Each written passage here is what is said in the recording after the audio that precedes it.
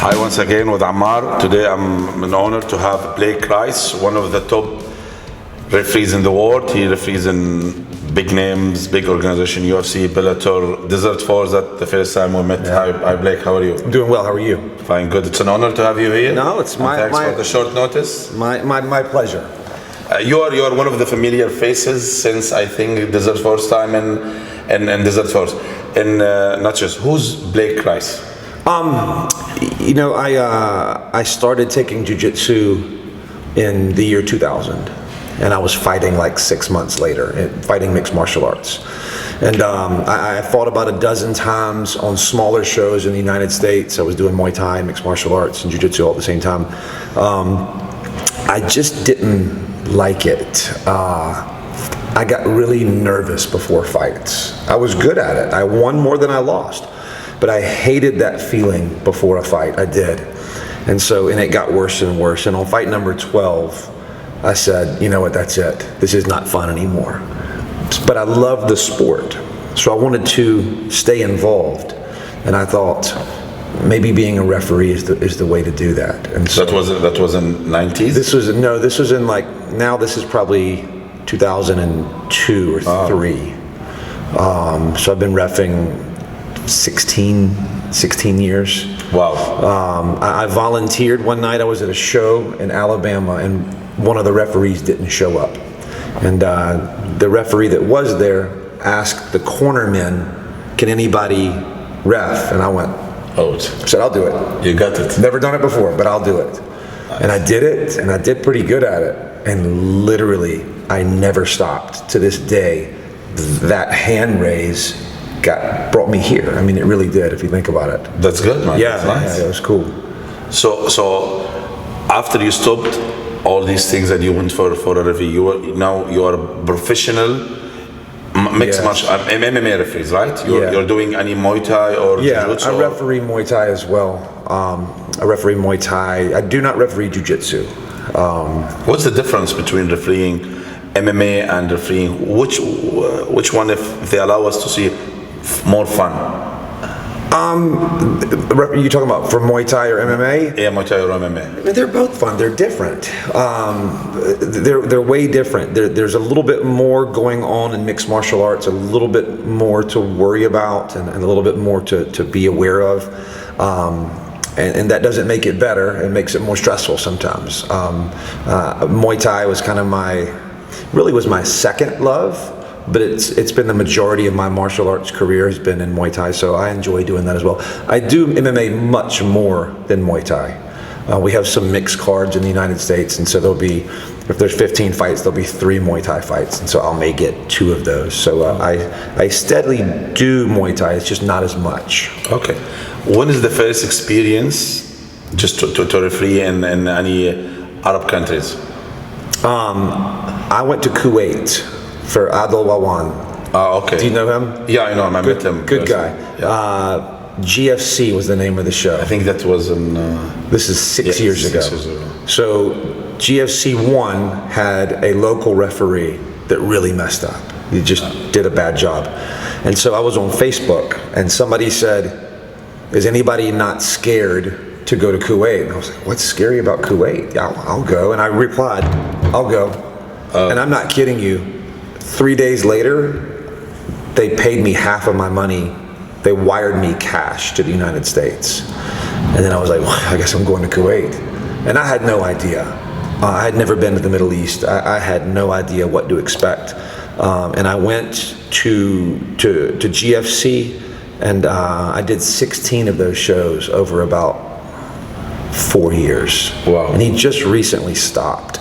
But from there came Desert Force, right? And so GFC allowed me to pick up Desert Force, which allowed me to pick up Phoenix. Which allowed me to be here at UAE Warriors Brave too? No, I've never done a Brave. I've talked to Brave several times. It just hasn't worked. Mark does Brave, and I think they bring in some guys from Europe. Okay. And I really don't know who all they use, but I've never done a Brave. Okay, before we go to the technical, now as an American guy, what's the expectation? Like, I know that we are a little bit the media over like in Europe or in America, if you allow me, they're unfair for the people that are living in the Middle East. Like my wife, she's Arab Canadian. So that once that one of her friends, she said, I'm moving back to, before I married her, to UAE. They said, you are living in a tent and there is a camel and a rocket. What's your expectation as a Blake before and after? And now after 6 or 7 years now, regularly you are visiting all Arab countries. So my expectation and most Americans' expectation because of the media is it's dangerous. Right, it's attacks and stuff like that. So I was thinking. And tents. Did you hear that we are living in a tent and there is no like a modern life? I heard all of that, you know, and that the laws were so strict and this and that, and I had no idea what to expect. And I was, to be honest with you, I was a little nervous about coming to Kuwait. I didn't know if I was going to be welcome there. You know, we just didn't know because the American media plays it so bad on the Middle East, and certainly there's bad parts of the Middle East, but there's bad parts of the United States as well. Yeah, you know, always. And so when I got to Kuwait, I was a little nervous, and then I realized, wow, it's not like that at all. Like this is the most welcoming, hospitable, family-oriented part of the world that I've ever been in, and that's why this is my 35th trip here. Wow, yes, 35. Maybe 34. So it's become one of my favorite parts of the world, and I've gotten. It's not just been Kuwait and the Emirates. You know, I've gone from Jordan. I think Jordan Saudi. is amazing. No, I've never been to Saudi. I want to, and I hope to get to do that one day. I went to my first show with Desert Force was Egypt. Egypt, yeah. So I got to see the pyramids, and then I've been to Beirut several times, and I've been to Amman, Jordan several times, and of course Dubai and Abu Dhabi and Kuwait. So I've been around the Gulf and even into West Africa, or is that West? No, North Africa. North Africa, because Egypt, yeah. Yeah, and so it's really just been a rewarding part of my life, and I've met so many great people, and nobody cares that I'm here, that I'm American, and there's no fear. There's nobody's. And people even take pictures with you, like because you're a star. Yeah. For most of the Arab countries that they are likes MMA or they watch UFC and Bellator, like Blake, Mark Cadet, and the other guy, I forget his name, the giant guy. Which one? American. John McCarthy. John McCarthy. Oh yeah, sure. Yeah. So that we before even I'm involved in MMA or I commentate, always like, oh, those big names. We love to take pictures with you, you know, and put it in our social media and these things because we are a fan of you guys and a fan of MMA in general, right. You know. Well, I'm certainly not the name that Mark or John is. I'm working on it. Those guys are really, you know, top of the stack there. And John has retired now and he just does commentary, but I still get to see him at Bellator. So yeah, I'm working on it. But yeah, people here like taking pictures with me, which surprises me because I'm just Blake. I'm from South Carolina, but everybody's really kind here. That's good. So that's a message for the Americans and Europeans. We are civilized. Oh, we are nice. I think you know, and you know, in every country you can have bad and good. But yeah, of course. But I think that in Arabs, even. I'm saying Arabs in Arab country there is Muslims and there is Christian, by the way, you know. Sure. And we care about it's our natural hospitality. It's in our traditions. We have to welcome anyone comes from outside, strangers. Right. For sure, there's a bad guys, but that's natural in everywhere. Yeah, no, and religion. It's all the fear was built around religion and stuff like that. And I've had just wonderful experiences with everybody here. So now let's go technical a little bit. Okay. Most of the guys that are watching the MMA, they think that if you punch more or if you take him down. So what's the criteria that for judging? For judging, as you know, I took a course with you in Lebanon, which is. Even as I was commentating on Desert Force, but really when you take the course is totally different than what's in our expectation. Everybody needs to take that course, if not mine, of Mark's or John's or anybody's. But I'm an ABC trainer, so the ABC governs mixed martial arts in the United States. It's the ABC Unified Rules. So I'm one of a handful of ABC trainers, and judging really is very simple. We're looking at two things. Striking and grappling, and that's really it. Now there are subsections of of control and aggression, but we don't even look at those unless the striking and grappling are dead even. And you know that in a fist fight, they're not going to be dead even. Exactly. So we judge striking first if the fight takes place on the feet for the majority of the time, and we judge grappling first if that's reversed. And in those, and of course we can dig down in striking and grappling, and we understand that for strikes we're looking at damage, and that word is not well liked. At some places in the United States we use the word impact. Yeah. But it's a fist fight, and so we are judging who is damaging their opponent with heavy strikes. And with grappling, it's not just the takedown. Takedowns and just takedown is an example of effective grappling. It is, but it's also what do you do with that takedown? Where do you land in that takedown? Just an ankle pick to landing in guard is not as effective as a nice double leg, which lands me inside control, and then I transition them out. So effective grappling is trying to win the fight.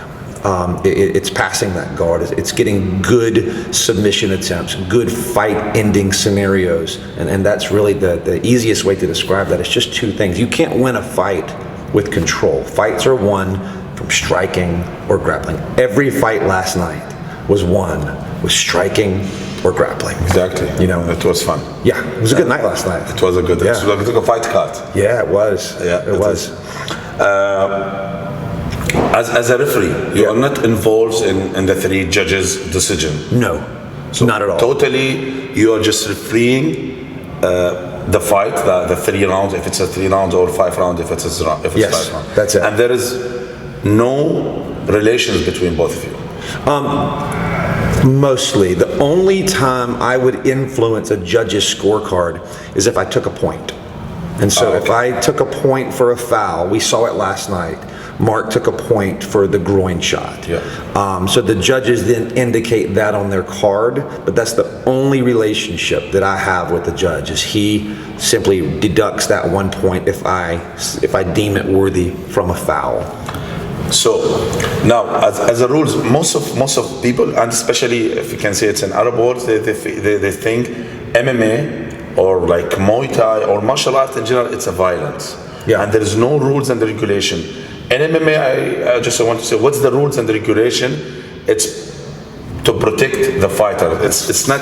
Like there is some statistic that's saying the injuries in a football or a soccer game, it's much more than the injuries in an MMA. Yeah, it is violent. Let's make no mistake. It's violent. Fighting is violent, but so is football, and so is wrestling. There's a lot of violence, but there's a lot of rules. It's not like we just have 2 rules. There's nearly 30 rules in place to keep these fighters as safe as possible. And so we, as the referee, my only job is to enforce those rules. Is to one, be an expert at those rules, and then be able to enforce them during the course of a chaotic fist fight, like that. And so that's why I'm here, and that's why I'm brought over here. And in any ring or cage that I step into, it's fighter safety. That's it. We enforce those rules, and most people do a good job at following those rules. But when they don't, that's when we have to start making decisions. And I saw you like in the backstage, even you went to yesterday, like to the both corners, red and blue, and explain even once more for the fighters and for the coaches the rules and the regulations that they have to follow. Your instruction inside. No, we don't go over every rule. I don't. General. I mean. Yeah, I don't remind them that you can't kick the groin because they know that, or you can't poke the eye. But we go over the major points. We go over the rules governing a down fighter, meaning when you can kick the head. It's only for a standing fighter. And so we talk about if one hand goes down, just as a reminder, now you're down. But last year it was 2 hands, but it's always been a knee. And so that can kind of be confusing. And there's always questions. So I feel like every rules meeting that I go into, there's always a couple of questions. And so I always feel like that was worth it. That was worth doing because I just clarified something for 1 or 2 people. So that's why we do those rules meetings, and just to it sets an expectation of I'm here and I'm going to enforce this. If I see you doing this, I'm going to do this. And if you hear me doing this, that means I'm going to do this, meaning stand them up or whatever the case may be. So there's an expectation, and they can put a name with the face and know, okay, this guy's, he's going to be officiating my bout, etc. Okay. One more question is about when somebody is going, sometimes you put the TKO. When someone is like doing a ground and pound, Yeah. how many seconds you as a referee decide to stop the fight? There is a second, there is a rules to follow on this and this part? Absolutely not. Or it's just if the guy is still and is not moving like for 5, 6, 7 seconds? It's nothing to do with time. If there was time on it, it would be easier for me, because I could just go 1, 2, 3, 4, done. It's not like that. There's a lot of things to take into account, but and it doesn't. He doesn't always have to be getting creamed either. His face doesn't have to be getting, punched over and over and over for me to have to stop a fight. Sometimes they're there just too long and they're not making an attempt to escape. Last night we saw several fights that were TKOs where you stop it and the guy's just like, it is what it is. Yeah. So there's never a time, because the question would be, how much time does it take to kill somebody? Exactly. And that's a worst case scenario, but I don't know that answer. Sometimes it could be 1 second and sometimes it could be 5 minutes. So Exactly. I have to go based on the severity of the strikes. How much damage are they taking? And if they're taking a lot of damage, I may stop that in 2 or 3 seconds. If they're moving and fighting back, I'm going to give them more time. Every time they move and fight back, I give them some more time. And when I say time, I don't mean a set seconds, but I'm allowing that fight to continue because they're doing what I'm asking them to, and that's typically fight back. Even if he's standing, sometimes especially in the beginning of MMA and Arab, sometimes the guys goes to the cage and just hide their faces. And this is also if like he's not, it's the same working thing. It's the same thing. It's the exact same thing. A lot of referees, a lot of younger referees, wait on that kill shot, and you'll see that the good ones don't. I don't need to see somebody go down unconscious before I stop that fight. If it's time to stop the fight, it's time to stop the fight, and that's been standing for me many times. If you're just against the cage, covering, and you're taking blow after blow after blow, and I will yell, fight back, which is typically my last warning. When I yell fight back, that means I've made the decision that this fight is now dangerous and needs to be stopped. So you can either listen to me and fight back, we're beyond just covering, right? So fight back is not this. Fight back is moving, fighting back, and getting out of the position that we're in. So I've stopped many fights standing, and it's something that more referees need to do. Okay. Yesterday I saw one of the fights.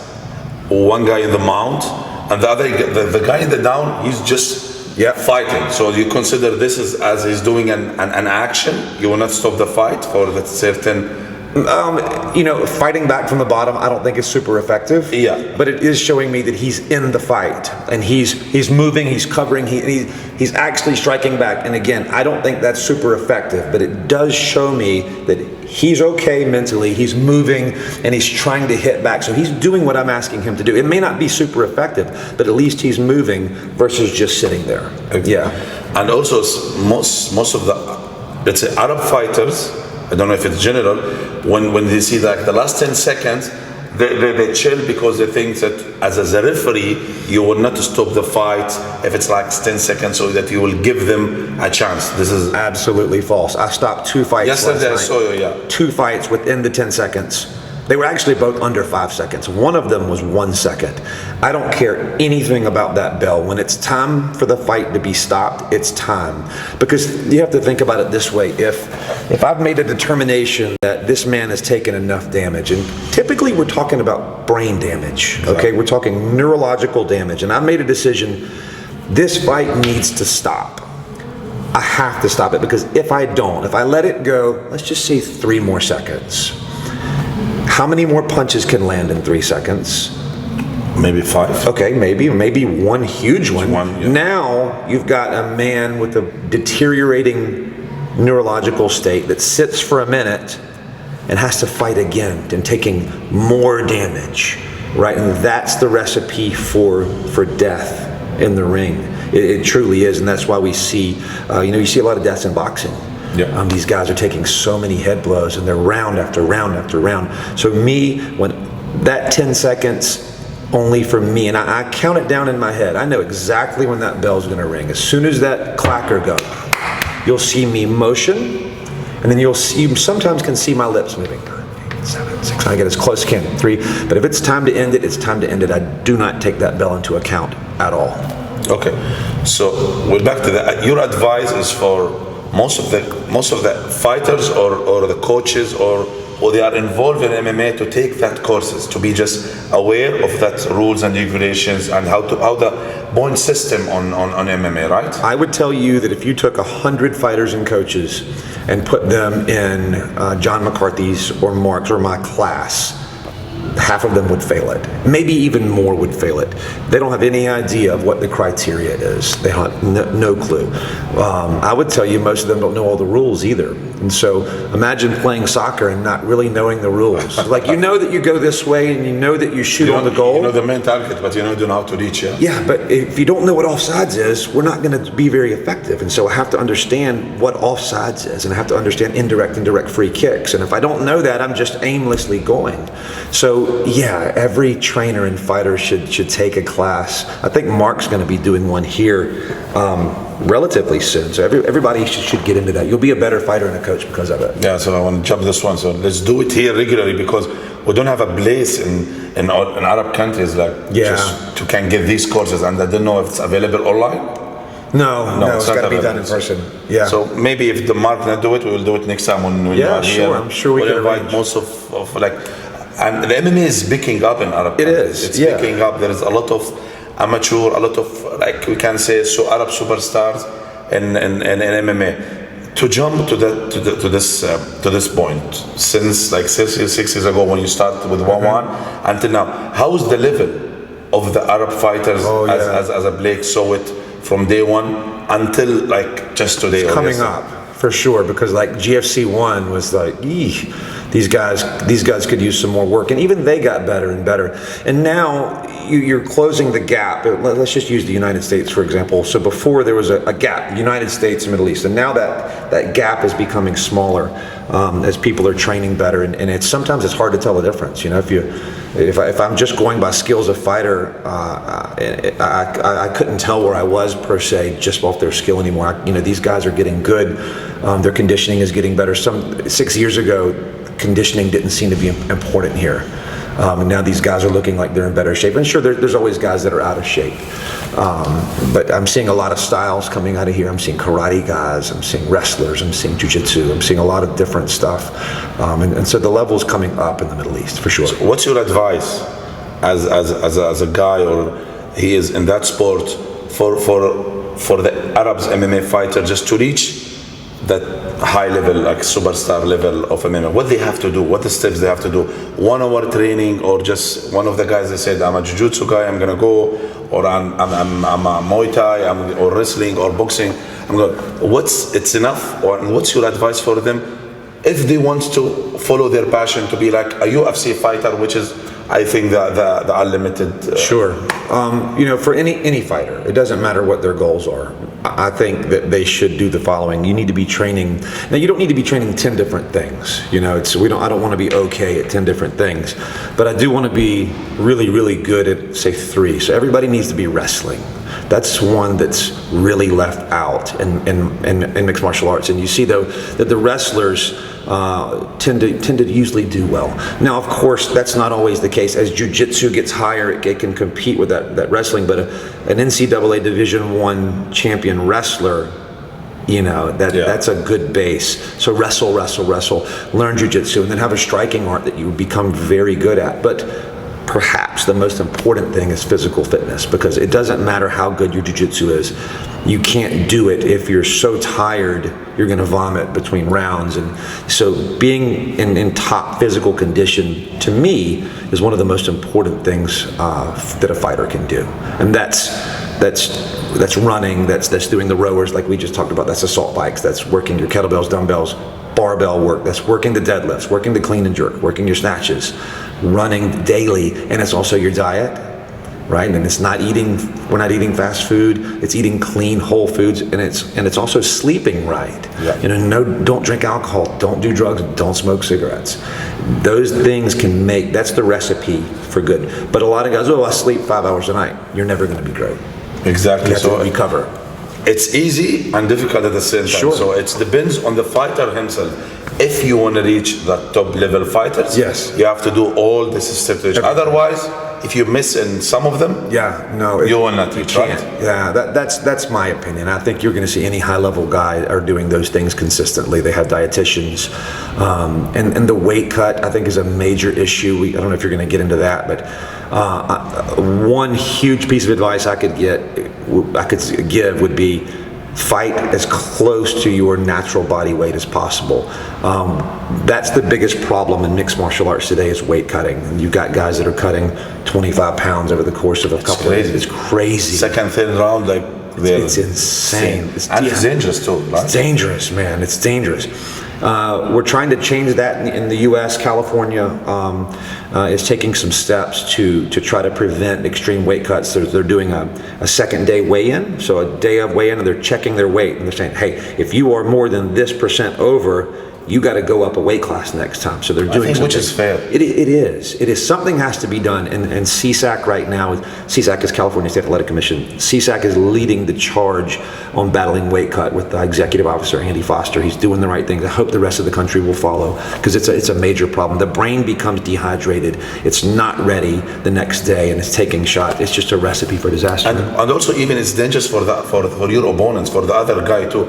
If you're going to fight with a guy, he's even like 10 or 15 kgs. Sure. And like I saw some guys that send me and the Instagram and the weigh-ins, like the next day he's like 10 kg, 20 pounds heavier. 20 pounds heavier. Yeah, that's not it's fair. dangerous for the guy. The bunch itself, if you bunch it to the guy, he's lower than you, like 20 pounds. It's legal cheating. It is. If we weigh in the same, this guy right here, right, and the next day I'm 20 pounds heavier, it's legal cheating. It is. It's no longer, we're not in the same weight class anymore. Now the problem is that everybody's cutting that much weight, but we got to stop it. And I mean, in an ideal world, you could do same day weigh-ins, but people will still try to cut. And so I don't know what the solution is. I don't. But I know we got to find one. Yeah, I hope so. I think now once, I don't know if you or another referee, I don't want to mention the organization name, but like there's a fight, and then the weigh-ins day, the other fighter is like maybe 15 pounds extra. Yeah. And the other fighter he accepted, but one as a referee, you have the right to say no, or it's the organization. Not as the referee, but the commission. The commission. So one thing, a big advantage that we have back home are state athletic commissions, which is an entire team that governs everything. So the state athletic commission monitors the weigh-ins, and if one guy is overweight, you can accept it, but they have to be within just a few pounds. We've lost fights on the last 2 cards at home just because they were 3 pounds off and they only allowed 2 pounds. And so, but you have the state athletic commission that's doing the drug testing, monitoring the blood work, so the bloodborne diseases, so HIV and hepatitis, looking at the physicals, making sure the eye exams are good, and rechecking hydration, and have an entire team of people that oversee that and that have the ability to suspend people, the ability to make people go up in weight, and the ability not to approve fights. Yeah, so they can cancel the fight. Yeah, of course. And the organization, they can't say nothing. No, that's it. Wow, that's amazing. Yeah, sure. We wish we have it here. I think we used to have it in Desert Force with the Rio. It started with Jeff Farley. Right. He was living in Dubai. He ran the Middle East MMA Commission, and so he oversaw all of that stuff. He did a good job. I wish we could bring him back, to tell you the truth, but he lives in the States now. But I live in the States, so we could fly. If you had an overseer, that makes everything easier because it takes it out of the hands of the promoter, right? And so if there's an issue that needs to, does this need to be looked at? Does there need to be a no contest? The weight's too much, etc. You didn't get your blood work in. The commissioner can make all those decisions and take it out of the hands of the promoter. So the commissioner is an independent organization, or it's related to a country? No, it's independent per state. So each state in the United States has its state athletic commission and one executive officer that runs it. So you have. How we can have it here then? You know, I don't know. One, it's a government body, so it's an appointed position for one. So you have an executive officer that sits up top, and then under him he's got a second executive officer, but then an entire team. I mean, it's a full-time job. Wow. They do it as a living. So, you know, Jeff Farley would be one to help with that, to establish, but it's an important piece. So he could even come do it with his own team. It doesn't have to be. So the organization itself should brought him here honesty or overseers. Yes. So they can stop the fight. Like if the referee make a wrong decision, they can change or it's if there's something happened like last time where we ended up having a no contest, that would go to the commission, not the promoter. That should go to the commission where they can review tape, they can have a board meeting, and they make a decision based on that. And like for that incident, they can't even give it to the guy who won the fight. Well, no, I think a no contest was the right call there, but there needs to be an independent overseer of those things. Okay.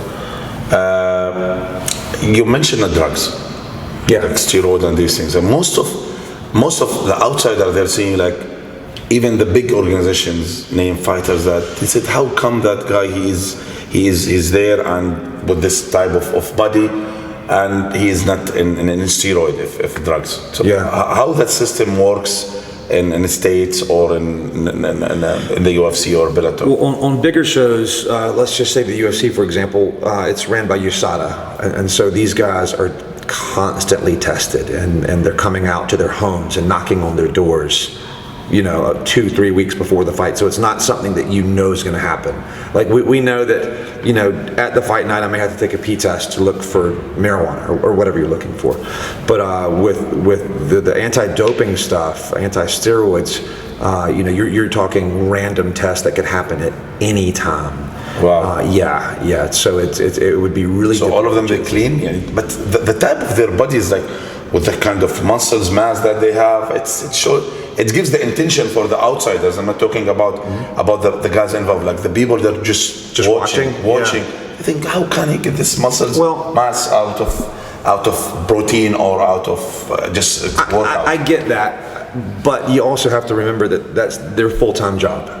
As much time as, so let's say the person that questions that is a teacher, and they're working 50 hours a week as a teacher. They're really good at teaching. Exactly. That athlete that looks like that is spending that much time on looking like that, right? They're eating perfect. They've got a dietitian. They're working out probably 3 times a day. It's like some people work out 3 times a week and think I'm in shape. These guys are going 3 times a day. So what the other doing in 10 years, he's doing it in 1 year. In 1 year. Sure. I think anybody can look like that if you put all the work in. So if you're swimming every morning, you're running at lunch, a 10K at lunch, you're lifting weights at 2, and then you're training martial arts in the evening. I think that's what the human body looks like. But not many people do that. Those that do are professional athletes. Just nothing easy. No, sure. So now another subject is, let's say MMA in Arab countries maybe for almost 9 years. Why we don't have like a number of MMA referees in Arab countries? Like I think we have since that day maybe 2. One of them is in the Desert Force. And Yazan Ghattas, I think his name. And we used to call him Gusty. and Himmel Andalusi, why? I don't know. Well, actually, I could probably figure it out. So, back home, we have the ability to go through training classes. So you can take an ABC class 5 times a year if you wanted to. So I can do it with me, I can do it with Kevin McDonald, I can do it with Rob, I can do it with Dan, or I can go take John McCarthy's class, his command course, and it's near like a university for officiating. And there's also a lot of shows in the United States, right? So there's a lot of amateur shows that go on. I don't know how many amateur shows you guys have here. We lack a lot of amateurs. It's very difficult to become good at something only doing it once every 3 months. So when I was younger and when I started refereeing, I was doing 3 shows a month, 3 amateur shows a month. And so you're getting so many reps in on small shows. And so even take away talking about here specifically, but if you just want to become a referee and now you're thrown on Desert Force and you're on television and these are pro fights, that's really difficult. That's a lot to ask. It really is. So they need more reps. So and I'm not talking about anybody specifically. Yeah, in general, yeah. In general, any referee needs more reps. You need amateur fight, amateur fight, amateur fight, and then let's ease into the pros. And there even needs to be shadow work. Like at home, when we're bringing on a new referee, if he was going to be my referee, and he took my class, he's going to come with me for 3 to 4 shows before he even gets in there, and he's going to watch, and he's going to ask questions, he's going to help me check people in, etc. Oh, nice. And that's bring the burden in your shoulder, guys. Like, you have to just to send this experience you have it here. So while it's a suggestion in any MMA event, it's going to be in the Middle East. Why? The initiation from you, from me, from anyone, to have like this kind of a course, so that we will have more and we will have a quality of referees. I agree, and we can do that. Mark and I can do that, because my goal coming into any country would be to leave it in better shape than I found it, right? So my goal is not to come here for the rest of my life and take over these shows. It's not. It's, I'll be here as long as you need me, and then we want to build these local guys up. So eventually it can be self-run. You know what I mean? So let's do it. Let's do it next time. And like, there's a lot of gyms. There is now, I think, Brave and the UAE Warrior is the biggest organization in the Middle East. So UAE Warrior maybe every month. So let's do a course every month, one day before that event. So we need 2 days. We need 2 full days. 2 full days? Yeah, absolutely. Wow. To really do it right. If you're talking about a large group of people, you're talking about, I think at the beginning, like when I took your course in Lebanon, it was only a few. Okay, I think we did that in 9 hours, etc. Yeah. But yeah, Mark, I don't want to speak for him, but I know he said he's got a weekend thing coming up here. Nice. So that's a good start. And I can, if I'm going to be here, I'll jump in and I'll help him teach that. Because we're going to bring different styles and different information. Well, not different information, just different styles of teaching. Okay. Now, from your experience in MMA, what's a special memories or experience you wanna mention for your fans in Arabs in an Arab world? I've had a lot of experiences, man. I mean, like, a lot of really unique experiences. I've gotten to travel the world so many times, and I've refereed really big fights too. I've refereed, I won't say names, and I'll get to why in a moment. I've refereed some big time fights, and so that would be the easy answer to say, well, the time I did the main event and I did so and so and so and so. But I want to be clear that I approach every fight the same. So if I'm reffing the smallest show in the world with amateurs with shin guards and big gloves and 2-minute rounds, I'm going to treat that the exact same way that I treated the UFC main event that I did a couple of months ago. They're going to get the same me. It's no different, because it's as important to them as that main event is to them, right? Everybody's fight is your own main event. So without getting into specific fights and names, because, and I want to be clear too, I'm human, and inside my head I could name fights that were big time for me, sure. Yeah, for sure. But I do want to be clear that I do treat everybody the same. Really, the biggest reward from this has been meeting people and traveling, and sitting here with you to me is so cool. I mean, I'm in Abu Dhabi. I stayed an extra night. I'm here hanging out with you. This has been the most rewarding. You know, I've camped in the desert in Kuwait in a tent. I've hunted with falcons. Nice. I've been to the Dead Sea with Rio. I've been to the Great Pyramids of Egypt. I've swam and took a jet ski in the Gulf. I mean, I've done so many unbelievable things with unbelievable people. Really, it has been the biggest reward for me. A question I should ask you before. Now, when you're back to state, the people ask you about the Arab wars, or yes, and you're saying the good things that you experienced in the Arab a lot wars. of people want to come with me now.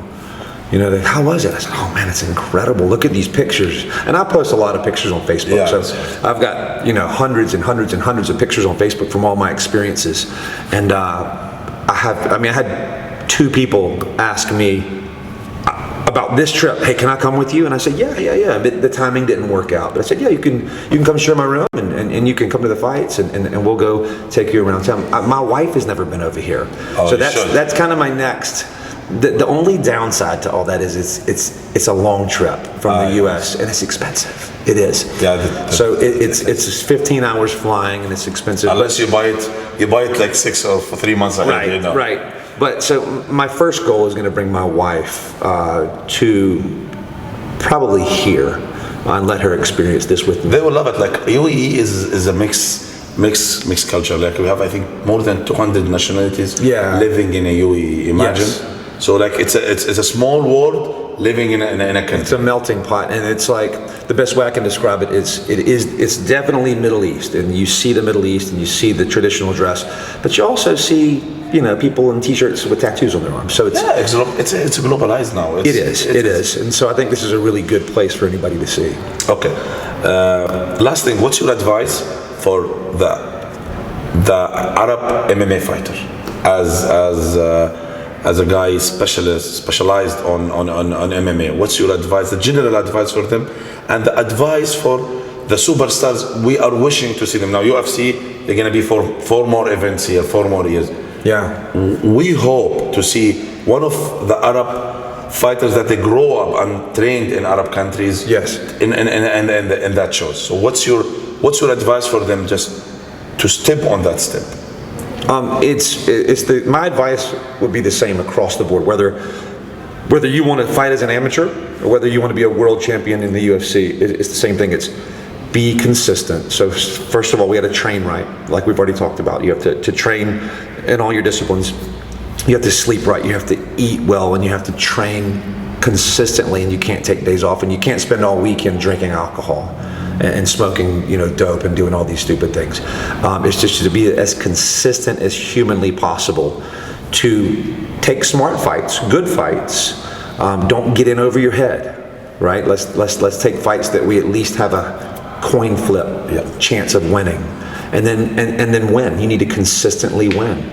And you need to sell tickets. You need to be a personality that people are coming to see. The fans here are amazing. Unique character, yeah. Man, I took a video of it last night. I didn't take any video last night except with the Lebanese community. Yes, the Lebanese. We joined them. Like it's unbelievable. It was like yesterday, like we are going in a party. To be honest. Yeah. We are having fun. The kids dancing. We dancing with and even the result. The level of the fight also. It's encourage all the fans. It's that guy with the drum and everything. Oh, yeah. You don't see that in the United States. That doesn't happen. Wow. No. I don't even know if it would be allowed to happen, to be honest with you. The drum and the horn and all that.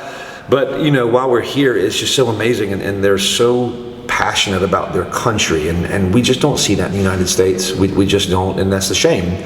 But you have to be a big personality. You have to be good at everything, and you have to win. You have to have a good record. So you need to be taking smart fights, and I don't mean easy fights. Smart fights.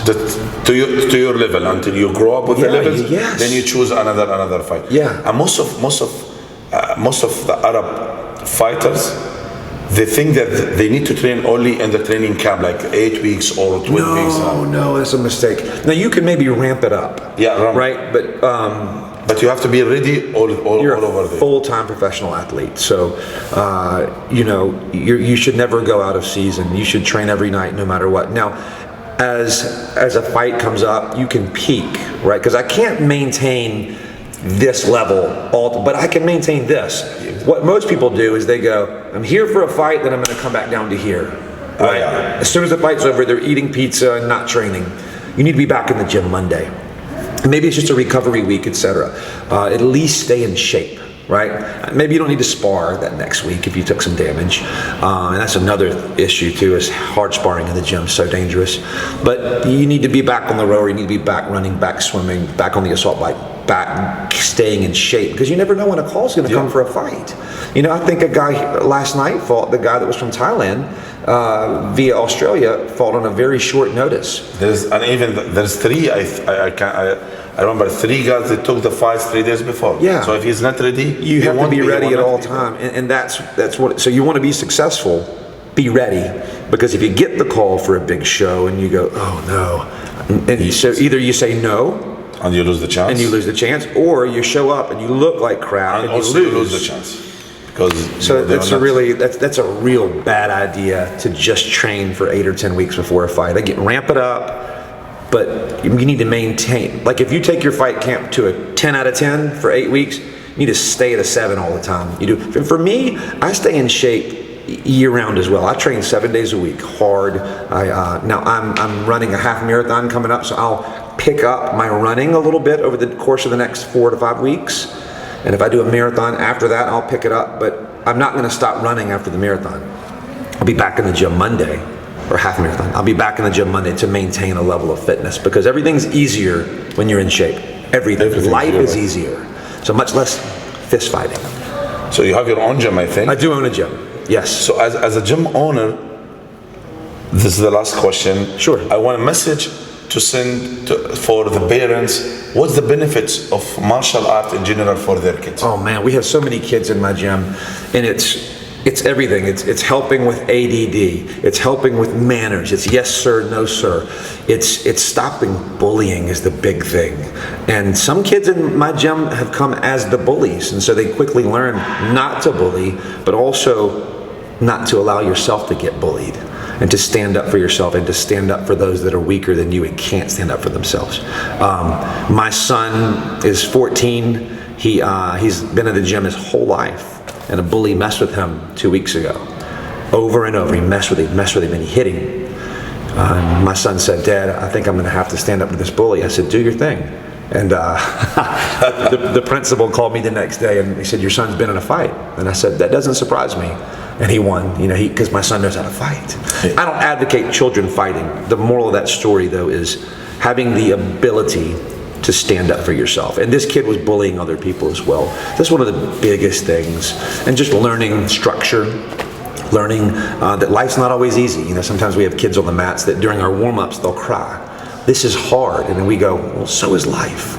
So is life. Right now, as a child, your life is really easy. But if we can throw a little bit of hard in there to give them a couple of obstacles to get through as they grow older, you build them. Man, what I say to my kids is, and this goes for adults too, but what I say to my kids is, I'm not trying to make you a fighter at all. I'm really trying to make you a better person.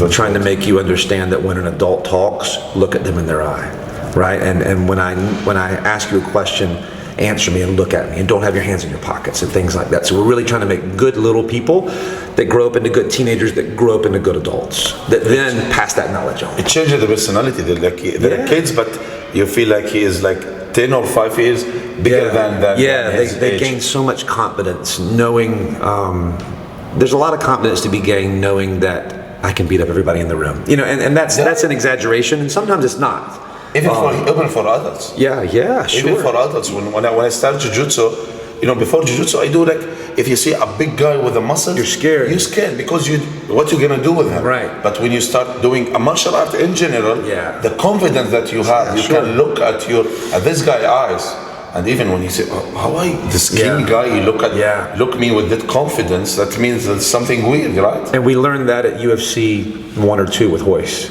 Oh yeah. We learned that's what changed martial arts for the rest of the world. Is when that little guy from Brazil came in there and beat everybody. Skinny. And I still see him. He's at all the Bellator shows, so I get to still see him. He's a fan. He's just there in the crowd. Not a fan. I shouldn't say that. He's a VIP. He's a VIP for sure. He came once to my gym, once with a common friend. He brought him. And I was shocked, and the guy says, "This was crazy." I said, "Yeah." Crazy. So that changed martial arts forever, and we're passing that knowledge down, and we're just trying to make better people, adults too. It's not just kids. Another message for the parents: they think what their kids doing is easy. So some parents, they go hard for their kids if they lose in a fight or something. Oh no. Yeah, just what they're doing, others they can do it. Some of the others they can wear gloves, they can't wear gloves, or they can't wear a kimono and just go for a competition. Yeah. It's not an easy thing, right? No, it's terribly hard. So they have to take it for easy. A child especially. They get very nervous, and the most important thing you can say to a child after a competition is, I'm glad you're okay, and did you give it your best? And if you didn't give it your best, let's talk about what we can do better next time. And I'm proud of you. That may be the most important thing. That's the most important. Proud of you, son. Proud of your son. Because there's a lot of other things those kids could be doing. My son did a jiu-jitsu competition and he lost, and he was crying, and I said, "It's okay, man. We can figure it out." Because That's losing a jiu-jitsu competition is better than sitting home and playing video games. Yeah, he's a better person because he went and lost that day. 100%. It happens with my kid. I'm gonna share that video with you. In a year, I have a boy like he's now 6.5. In a year, he couldn't step on the mat. I was behind him, supporting him. Go, Dad. He just even that video took a lot of audience because the referee pushed him and just tried to support him to go to the fight. Yeah. He lost from the first minute. Yeah. In a year, he went to the mat by himself. Now in the UAE rules, it's not allowed the coach or a dad to step on the mat. You have to stay outside. He went to the mat. Even he asked permission. He want to go to the bathroom. He went by himself to the bathroom. Yeah. And he came. He fought 3 or 4 fights within only 12 months. Nice. That's martial arts. That's martial art. And if you allow me next time, I want to just have you as a guest to talk about the kids bullying and how martial arts is benefit for a kid. Sure. Thank you for your time. It's an honor to have you here, and thanks for the short notice. My pleasure. Thank you. Anytime. Yes, sir.